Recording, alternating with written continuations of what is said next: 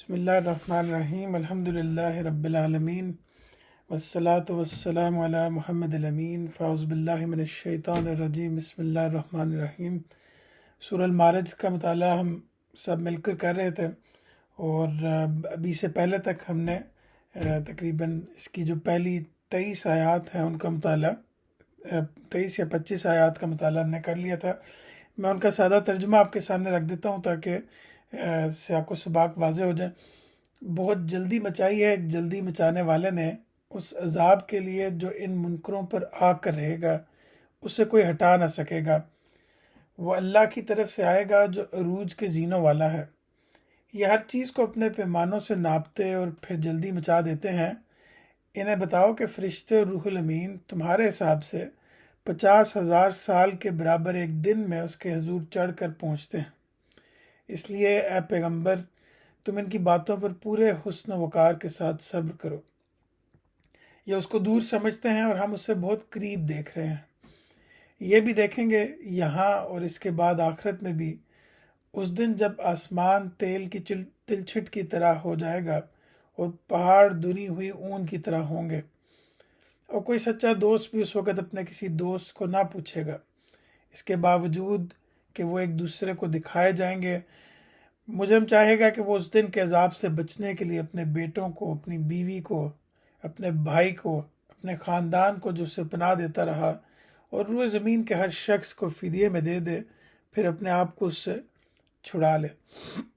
یہاں تک کی آیات میں، چونکہ اس کے بعد میں اگلی سلائیڈ پہ جاؤں گا، ایک دفعہ نظم کو دیکھ لیں کہ اللہ تعالیٰ نے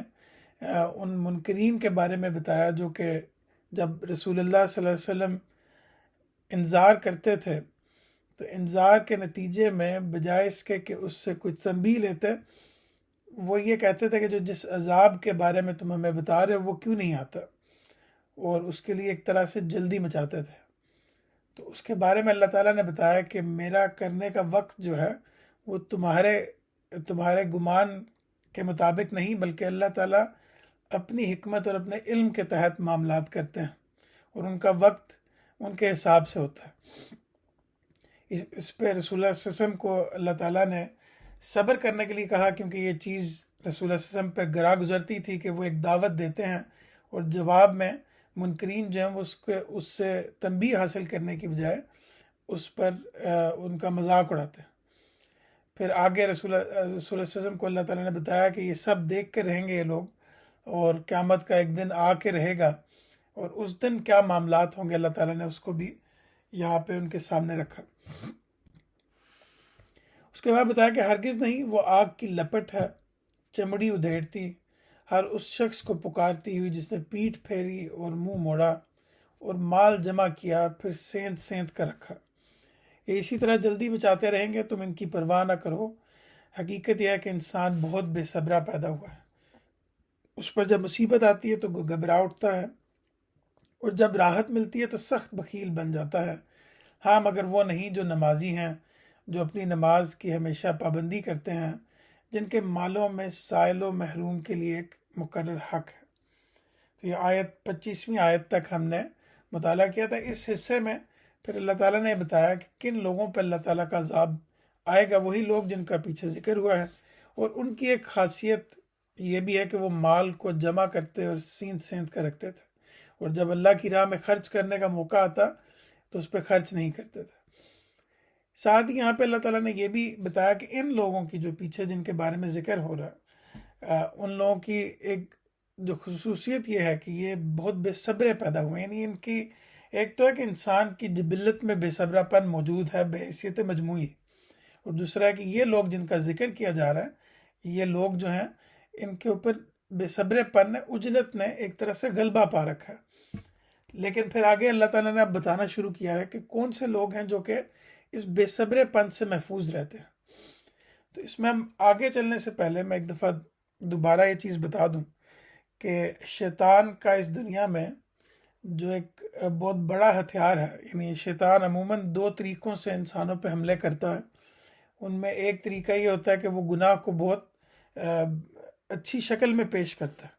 یعنی جیسے عام طور پہ علماء کہتے ہیں کہ یہ جو ہتھیار ہے وہ عام طور پہ وہ بڑے لوگوں خواص کے آگے یہ ہتھیار رکھتا ہے، یعنی جیسے علماء ہوتے ہیں ان کے سامنے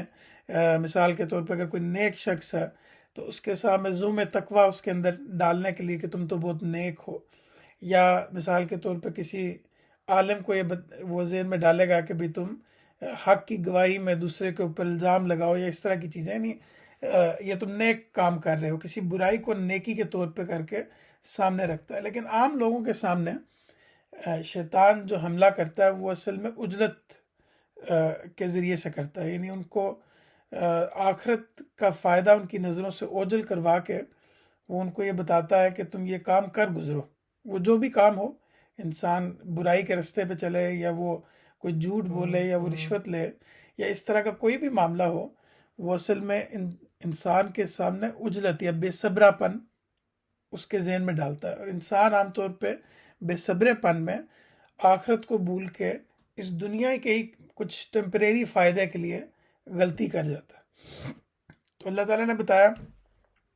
کہ اس سے کون سے لوگ بچ کے رہیں گے۔ ایک تو وہ لوگ جو نمازی ہیں، پھر اور جو نمازوں کی پابندی کرتے ہیں، اور پھر یہ کہ جو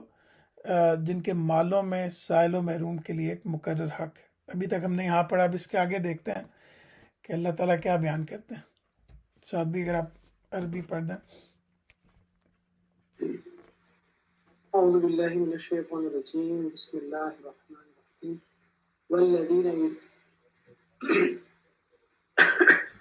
والذین یصدقون بیوم الدین والذین هم من عذاب ربهم مشفقون ان عذاب ربهم غیر مامون۔ اس میں اللہ تعالیٰ نے پہلے چیز کیا بتائی تھی کہ نماز، اور اس کے بعد اللہ کی راہ میں انفاق، اور اب اس کے ساتھ متصل اللہ تعالیٰ نے بتایا کہ جو روز جزا کو برحق مانتے ہیں، یعنی کون لوگ بے صبرے نہیں ہوں گے، جو نماز پڑھتے ہیں، جو انفاق کرتے ہیں، اور جو روز جزا کو برحق مانتے ہیں، جو اپنے رب کے عذاب سے ڈرتے رہتے ہیں، اس لیے کہ ان کے پروردگار کا عذاب ایسی چیز نہیں ہے کہ اس سے کوئی نہ ڈر ہو جائے۔ تو اس میں پہلی چیز یہ کہ ہم اس چیز پہ بار بار دیکھ چکے، اور انشاءاللہ ہم اس کو بار بار دہرائیں گے بھی، کیونکہ اس دہرانے میں بھی یاد دہانی ہے کہ روز جزا پر ایمان کا انفاق سے کیا تعلق ہے، اور پھر روز جزا پر ایمان کا صبر سے کیا تعلق ہے۔ اس سے پہلے والے سوال کو ہم پہلے دیکھ لیتے ہیں کہ اگر آپ میں سے کوئی ساتھی اس میں شامل ہونا چاہیں کہ روز جزا پر ایمان کا انفاق سے کیا تعلق ہے، یعنی کیونکہ اس سے پیچھے متصل آیت جو ہے وہ انفاق سے متعلق تھی، تو اس سے اس کا تعلق بھی بنتا ہے۔ یہی کہ جب روز جزا ہوگی ہم جو بھی خرچ کریں گے بھی اس کا ہمیں اس کو جزا مل جائے گی انشاءاللہ۔ بالکل، یعنی کہ جو شخص اور جی ساتھ بھی اور دوسرا کہ اگر روز جزا پہ اگر ایمان ہے تو صبر تعلق یہ ہے کہ اگر کوئی مشکل کبھی ہے تو یقیناً اس کا پھل آگے ملے گا، بالکل تو انشاءاللہ اس طرف یہی ہے۔ جی بالکل، یعنی یہ کہ ایک تو روز جزا پر ایمان جو ہے اس کا انفاق سے یہ تعلق ہے کہ جب انسان یہ روز جزا پر ایمان رکھتا ہوگا تو وہ اس دنیا میں اپنے مال جس سے اس کو محبت ہوتی ہے، اس مال کو خرچ کرنے میں کوئی اس کے لیے مشکل نہیں ہوگی۔ وہ جانتا ہوگا جو میں یہ خرچ کر رہا ہوں اللہ کی راہ میں، وہ اصل میں مجھے قیامت والے دن اللہ تعالیٰ کئی گنا کر کے واپس کرے گا۔ اور اسی طرح ہی صبر کا معاملہ ہے کہ انسان اگر روز جزا پر ایمان رکھتا ہوگا تو وہ جانتا ہوگا وہ کسی اجلت پسندی پہ نہیں پڑے گا، یعنی جو ہی شیطان اس کے اوپر حملہ کرے گا، اس کے اوپر کسی اس کا گناہ کا وسوسہ اس کے کانوں میں ڈالے گا، کیونکہ شیطان بس یہی کر سکتا، تو وہ یہ سمجھے گا کہ اس وقت میں نے اجلت پسندی نہیں کرنی، یعنی میں نے یہاں پہ اس چھوٹے نفع کے لیے، ایک ٹیمپریری مزے کے لیے میں نے کوئی ایسی حرکت نہیں کرنی جس کا مجھے آخرت میں خمیازہ بھگتنا پڑے، تو وہ اجلت پسندی میں نہیں جائے گا، پھر صبر بھی اس کے نتیجے میں اس کے اندر یقیناً آئے گا۔ تو یہاں پہ انفاق کا اصلی محرک جو اللہ تعالیٰ نے بتایا وہ خشیت الہی ہے، یہ اس کو ہم آگے جا کے دیکھتے ہیں کہ اس سے کیا مراد ہے، کہ یعنی جو لوگ آخرت پر یقین نہیں رکھتے ان کے لیے غریبوں اور محتاجوں کا حق پہچاننا نہایت مشکل ہے، یعنی بخل اور آخرت پر جو یقین نہ ہونا، یہ دونوں ایک ساتھ چلتے ہیں، یعنی جس شخص کا آخرت پہ یقین نہ ہو وہ بخیل بن جاتا ہے، کیونکہ وہ وقتی فائدے کو قربان نہیں کر پاتا آخرت کے فائدے پہ۔ اور ساتھ میں یہ بھی ہے کہ انفاق کا جو اصل محرک ہے، یعنی یہی محرک جو ہے وہ بے ریا، بے غرض اور پاکیزہ محرک ہے۔ یعنی کہ اگر انفاق کا اصل محرک یہ ہو کہ خدا کی خوشنودی ہم نے حاصل کرنی ہے، انفاق کا محرک اصلاً یہ ہو کہ ایک دن مجھے روز جزا اللہ تعالیٰ کے سامنے مجھے اس کا پھل ملے گا، تو یہی ایک ایسا محرک ہے جو کہ فطری ہے، یعنی جو انسان کے اندر سے پھوٹتا ہے۔ اس میں کوئی ریاکاری نہیں ہوتی، اس میں کوئی غرض نہیں ہوتی لوگوں سے، اور یہ بالکل پاکیزہ محرک ہے۔ اور اس کے سوا جتنے بھی محرکات ہیں، یعنی انسان کے ذہن میں جتنی بھی چیزیں آئیں، وہ کاروباری ہو سکتی ہیں، وہ کوئی ٹیکس سے بچنا ہو سکتا ہے، وہ لوگوں کے سامنے اپنی نیکی کا کوئی ڈنڈورا پیٹنا ہو سکتا ہے، وہ سب کے سب محرک نہ تو نفس کی کوئی اصلاح کرتے ہیں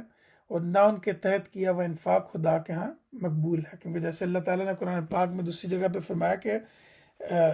میرے پاس تمہارے ایک قربانی کے بارے میں بتایا کہ تمہارا گوشت نہیں پہنچتا اور خون نہیں پہنچتا، بلکہ تمہاری نیت اور تمہارا ارادہ اور تمہارا جو خلوص ہے وہ میرے تک پہنچتا ہے۔ یعنی اس کا مفہوم یہ ہے۔ اور اس میں قرآن پاک میں سورۃ دہر میں اللہ تعالیٰ نے بتایا کہ وہ اپنی نظریں پوری کرتے اور اس دن سے ڈرتے ہیں جس کی آفت ہمگیر ہوگی، اور مسکینوں، یتیموں اور اسیروں کو کھانا کھلاتے ہیں، اس کی کامیابی اور اس کے ضرورت مند ہونے کے باوجود۔ یعنی ان کے پاس خود بھی ایسا نہیں کہ مال بہت زیادہ ہوتا ہے، بلکہ اس کے باوجود وہ ان لوگوں پہ خرچ کرتے ہیں۔ اور آگے وہ کہتے کیا ہیں؟ وہ کہتے ہیں کہ ہم تمہیں صرف رضائے الہی کے لیے کھلاتے ہیں، تم سے کسی بدلے یا شکر گزاری کے خواہاں نہیں ہیں، ہم اپنے رب کی طرف سے ایک سخت منحوس قسم کے دن کا اندیشہ رکھتے ہیں۔ سورۃ دہر کی آیت ہے۔ تو یعنی اس سے یہ چیز واضح ہوئی کہ انفاق کا جو اصلی محرک ہے وہ اصل میں آخرت پر ایمان ہے، اور آخرت پر ایمان جو ہے اس کے ساتھ ساتھ خشیت الہی، یعنی کہ جب انسان آخرت پر ایمان رکھتا ہے جو اپنے رب کے عذاب سے ڈرتے رہتے ہیں، یعنی یہ خشیت ہے، اللہ تعالیٰ سے ڈرنا یا اللہ تعالیٰ کے سامنے جواب دہی کے احساس کے ساتھ زندہ رہنا۔ یہ خشیت جو ہے بہت اہم چیز ہے کہ انسان اصل میں جو بھی کہے، انسان جو بھی کرے، اس کے سامنے جیسے بھی حالات ہوں، وہ جو بھی اپنے منہ سے کچھ الفاظ بھی نکالنے لگے تو وہ یہ سوچے کہ اللہ تعالیٰ اس کے بارے میں کیا سوچے گا۔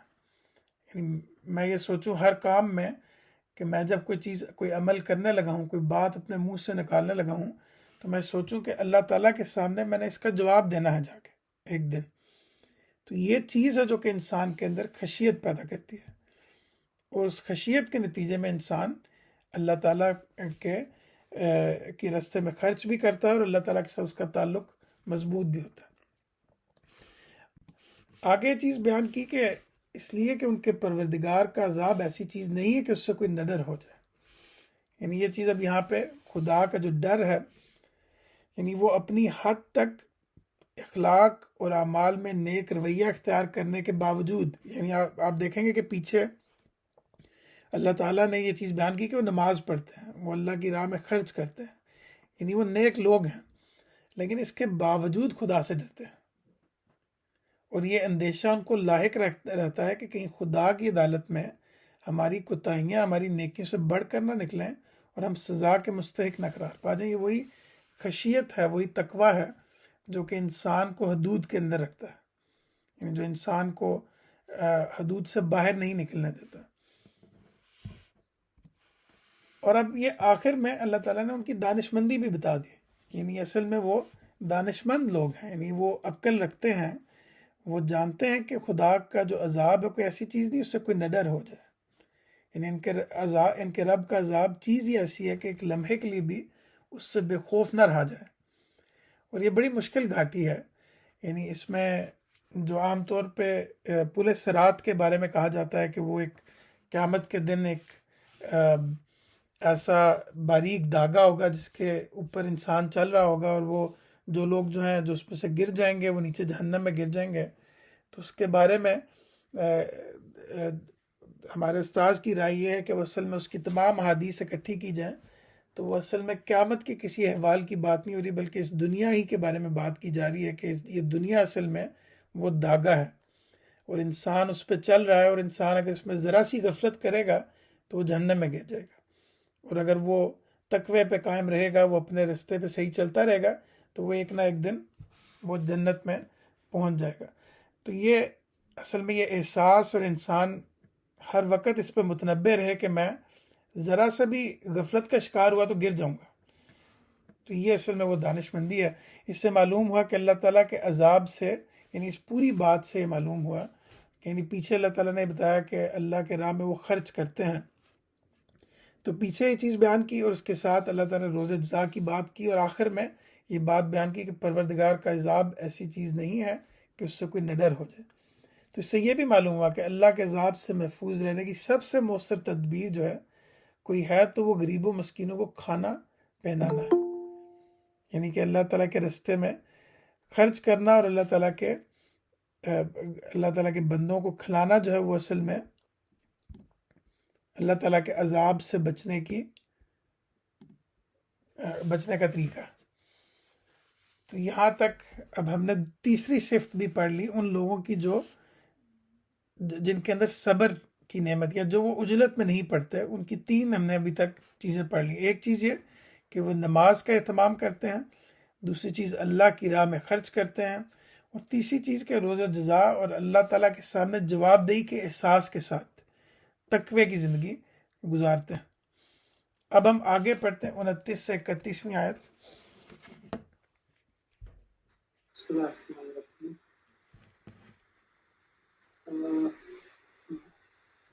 والذین هم لفروجهم حافظون إلا على أزواجهم أو ما ملكت أيمانهم فإنهم غير ملومين فمن ابتغى وراء ذلك فأولئك هم العادون۔ جو اپنی شرم گاہوں کی حفاظت کرتے ہیں اپنی بیویوں اور لونڈیوں کے سوا، اس لیے کہ ان کے معاملے میں ان پر کوئی ملامت نہیں ہے، ہاں جو اس کے آگے کچھ چاہیں تو وہی حد سے بڑھنے والے ہیں۔ اب یہ ایک اور پہلو سے اللہ تعالیٰ نے یعنی سمجھا کہ اس چیز کے بارے میں بتا رہے ہیں کہ کون لوگ ہیں جو کہ عجلت پسندی سے بچے ہوئے ہیں، یا کون لوگ ہیں جن کے اندر صبر کی صفت پائی جاتی ہے۔ میں آگے چلنے سے پہلے میں آپ سب دوستوں سے پوچھوں گا کہ یہ کس پہلو سے اللہ تعالیٰ اب جو ہے وہ اس چیز کو بیان کر رہے ہیں، یا اس چیز کا کیا تعلق ہے صبر سے یا عجلت پسندی سے بچنے سے؟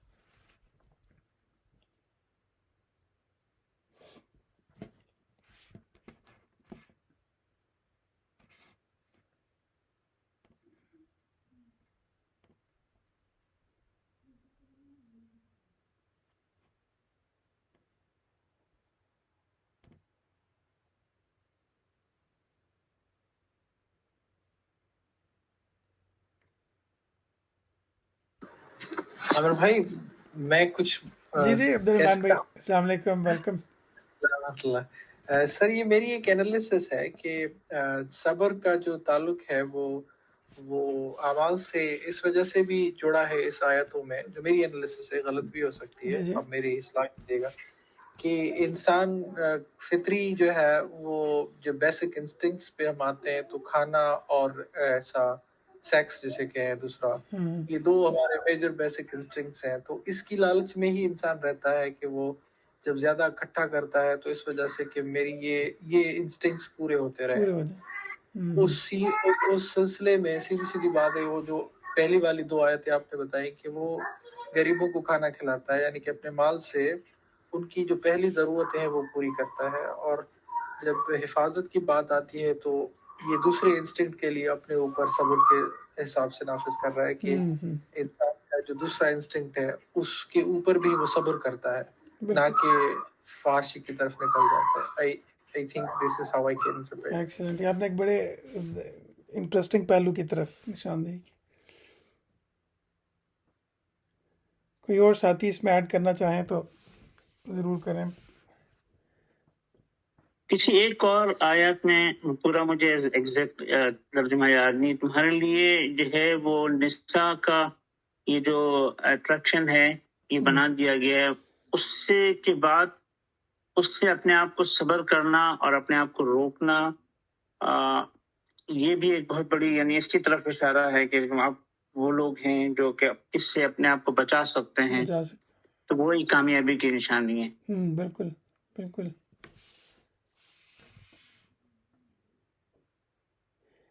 کوئی اور ساتھی اس میں اگر مزید کچھ ایڈ کرنا چاہیں؟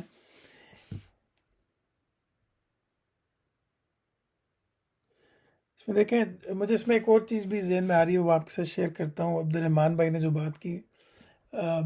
کہ قرآن پاک میں جو قصہ آدم و ابلیس ہے، کہ جس میں آپ کو یاد ہوگا کہ اللہ تعالیٰ نے جب حضرت آدم کو ایک باغ میں رکھا، جس کے بارے میں کہا جاتا ہے کہ وہ جنت کا باغ تھا، اور وہاں پہ رکھا حضرت آدم و حضرت حوا کو، تو اس واقعے میں یہ چیز عام طور پہ بیان کی جاتی ہے کہ جب انہیں وہاں پہ رکھا گیا تو شیطان نے حضرت آدم سے آ کے کہا کہ تمہیں میں کوئی ایسی چیز نہ بتاؤں کہ اگر تم وہ کھا لو تو اس کے بعد تمہیں ابدیت مل جائے گی، یعنی تمہیں ہمیشگی تمہیں مل جائے گی۔ تو حضرت آدم نے وہ پھل کھا لیا، اس کے بعد وہ برہنہ ہو گئے۔ برہنہ ہونے کے بعد ان کو احساس ہوا تو انہوں نے پتوں سے اپنے آپ کو ڈھانپنا شروع کر دیا، اور اس کے بعد ایک بڑی وہ لافانی دعا جو ہے کہ ربنا ظلمنا انفسنا وان لم تغفر لنا وترحمنا لنکونن من الخاسرین، تو انہوں نے اللہ تعالیٰ سے دعا کی، اور اس کے بعد اللہ تعالیٰ نے ان کو بخش دیا، یعنی ان کو معاف کیا، اور اس کے بعد کہا کہ تمہارا دشمن ہے، تم آپس میں دشمن ہو، اس سے بچ کے رہنا۔ تو اس کی یہ جو پھل ہے، اس کی بیشتر تعبیرات کی جاتی ہیں، یعنی ہمارے ہاں عام طور پہ اس کو گندم کا یا سیب، یا کئی جو مسیحی لوگ ہیں ان کے ہاں اس کو علم کا پھل کہا جاتا ہے۔ اس کی بیشتر اس طرح کی تعبیرات ہیں۔ تو استاذ نے غامدی صاحب نے اس کی جو تعبیر کی ہے، مجھے بہت یعنی سیاق و سباق کے لحاظ سے مجھے وہ بہت بہتر لگتی ہے، کہ انہوں نے بتایا کہ اصلاً یہ وہ زن و شو کا تعلق جو ہے، وہ جو جنسی تعلق ہے، اس کی تعبیر تھی۔ یعنی جب شیطان نے بھی آ کے کہا کہ تمہیں میں کوئی ایسی چیز نہ بتاؤں جس سے تمہیں ابدیت مل جائے گی، تو اصل میں آپ دیکھیں تو اسی تعلق، جنسی تعلق کی بنیاد پہ انسان کی نسل آگے بڑھتی ہے۔ تو نسل آدم کا آگے بڑھنا جو تھا وہ اسی کی وجہ سے ہوا، اور اس کے بعد جب انہوں نے وہ پھل کھا لیا، یعنی یہ تعبیر کے طور پہ بات کی جا رہی ہے، تو جب وہ پھل کھا لی تو اس کے بعد برہنہ ہو گئے۔ تو یعنی استاذ کی رائے یہ ہے کہ یہاں پہ اصل میں اس پھل سے مراد یہی تعلق ہے، اصل میں جنسی تعلق جو میاں بیوی کی حد تک اللہ تعالیٰ نے جس کو الاؤ کیا۔ تو اس سے استاذ نے یہ نتیجہ نکالا کہ اصل میں اس دنیا میں شیطان دو جگہوں سے انسان پہ بہت بڑا حملہ کرتا ہے، اور یہ ہم اپنے ارد گرد اور انسان محسوس اس کو کر سکتا ہے کہ یہی وہ دو جگہیں ہیں جہاں سے شیطان ایک میجر حملہ، اس وقت تو پوری کی پوری جو مغربی تہذیب ہے وہ اسی پہ کھڑی ہے، جو پورا میڈیا ہے وہ اس پہ کھڑا ہے۔ تو اس میں ایک تو پہلی چیز تھی وہ پچھلے واقعے میں درج ہے، جہاں پہ اللہ تعالیٰ نے ابلیس کو سجدہ کرنے کا حکم دیا۔ تو اس سے یہ نتیجہ استاذ نے نکالا کہ وہاں پہ اصل میں انانیت ہے، جس کو یعنی ابلیس نے کہا کہ مجھے تو نے آگ سے پیدا کیا ہے اور اس کو مٹی سے پیدا کیا، تو میں برتر ہوں اصل میں۔ تو وہ انانیت کا جذبہ اصل میں شیطان یہاں سے انسانوں پہ حملہ کرے گا، اور آپ دیکھیں کہ پوری کی پوری دنیا میں یہ انانیت ہی ہے جو کہ دنیا میں فساد کا باعث بن رہی ہے۔ اور دوسری جگہ جہاں سے بہت بڑا حملہ کرے گا شیطان، وہ جنس کا جذبہ ہے، اور جنس کے جذبے سے، اور اس کو دنیا کے جو مفکرین ہیں ان میں بھی تین بڑے مفکرین آئے، ان میں ایڈلر ہیں جنہوں نے پورے انسان کو اس طرح سمجھنے کی کوشش کی کہ انسان کے اندر بنیادی دائیا کون سا ہوتا ہے۔ تو ایڈلر ہیں، اس کے بعد فرائیڈ ہیں، اور فرائیڈ کے ساتھ جو کارل مارکس ہیں۔ تو ایڈلر نے یہ کہا کہ اصل میں یہ برتری کا جذبہ جو ہے وہ انسان کے تمام حرکات، اس کی تمام چیزوں کا جو سورس ہے وہ برتری کا جذبہ ہے۔ فرائیڈ نے یہ کہا کہ جنس کا جذبہ اصل میں وہ جذبہ ہے جس کی وجہ سے انسان سب چیزیں کرتا ہے۔ اور جو کارل مارکس ہے تو انہوں نے کہا کہ اصل میں یہ پیٹ ہے انسان کا جو کہ اس کو ہر چیز کرواتا ہے دنیا میں۔ تو قرآن اصل میں تینوں چیزوں کو اکٹھے کر کے بتاتا ہے کہ کوئی ایک چیز نہیں ہے، بلکہ تینوں چیزیں ایسی ہیں جو کہ انسان کے اندر محرکات پیدا کرتی ہیں، اور انسان جو ہے ان کے پیچھے اپنی زندگی لگاتا ہے۔ تو یہاں پہ بالخصوص جو بات کی جا رہی ہے یعنی جو عبد الرحمن بھائی نے بات کی تھی اس سے مجھے یہ ساری بات ذہن میں آئی کہ یہ بات بالکل ٹھیک ہے کہ اللہ تعالیٰ نے یہ ایک بہت بڑا امتحان ہے اور اس میں شیطان اصلاً یہاں سے حملہ کرتا ہے.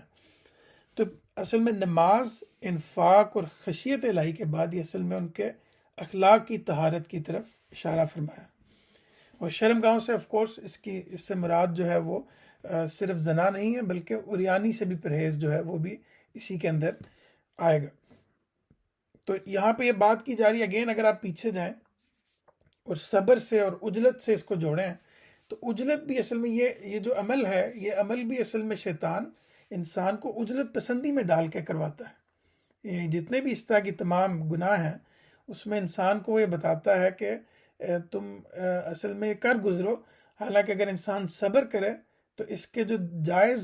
جو ذریعے ہیں وہ اللہ تعالیٰ نے اس دنیا میں بھی قائم رکھے ہیں، یعنی اس دنیا میں بھی وہ پرووائڈ کیے ہیں اگر انسان صبر کر سکے تو یہاں پہ بھی وہ عجلت کے ذریعے انسان کے اندر ایک طرح